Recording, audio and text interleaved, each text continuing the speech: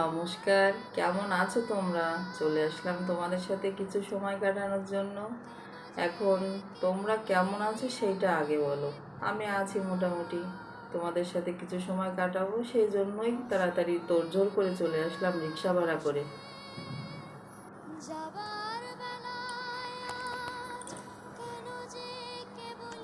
এই যে চলে আসলাম নিজস্ব কার্যালয়ে।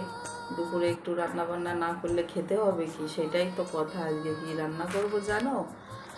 আম ডাল রান্না করব। না না, আম ডাল না, ওটা হচ্ছে আমড়া ডাল। কাঁচা আমের পর্ব তো শেষ, এবার এই জালি জালি ছোট ছোট আমরা মুসুরির ডাল দিয়ে রান্না করে খেয়ে দেখো। হালকা মিষ্টি দিয়ে বেশ ভালো লাগে খেতে। আমড়া ডালটা খেতে না ভীষণ ভালো লাগে, তবে আমড়াটা কিন্তু একটু জালি হতে হবে।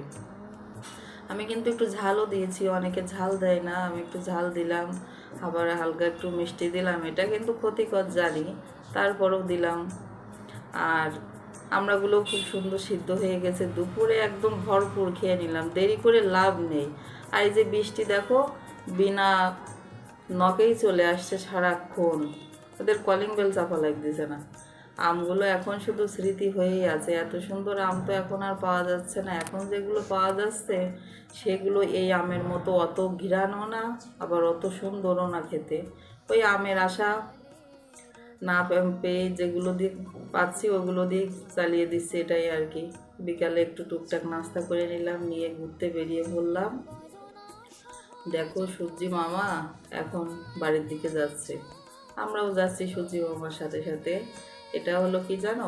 ভাসমান সেতু। ভাসমান সেতু তোমরা কে কে দেখেছো অবশ্যই জানাবে।